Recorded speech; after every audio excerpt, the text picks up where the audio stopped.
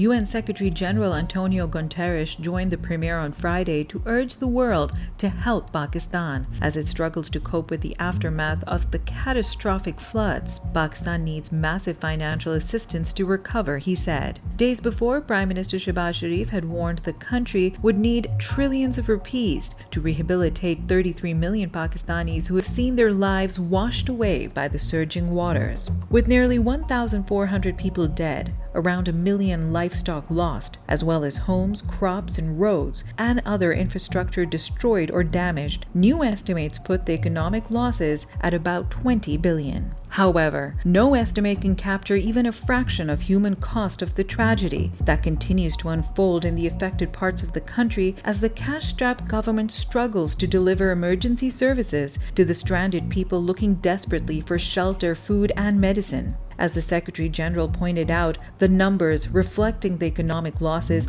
are appalling. But beyond the numbers, I see the families that have lost their loved ones, houses, crops, jobs, and are living in desperate conditions. The exact extent of the material losses will become clear only after the flood waters recede and a thorough survey is carried out. The question is how the government plans to generate billions of dollars needed to help the affected communities rebuild their lives from scratch and reconstruct the damaged infrastructure. Earlier, the premier had rightly stressed that the scale of destruction was so enormous that no government or country could be expected to deal with the challenge alone. As he joined the UN chief, he said, "We thank the international community for contributing, but unless we get sufficient support for providing relief and repairing the damage, we will be in trouble." Even though the UN has launched a flash appeal of funds to help the most affected people and many countries have dispatched plane loads of relief supplies like tents and food, the world's initial response to the tragedy has so far been underwhelming at best. That's not unexpected, considering that the rich West, preoccupied with the Ukrainian crisis for several months now,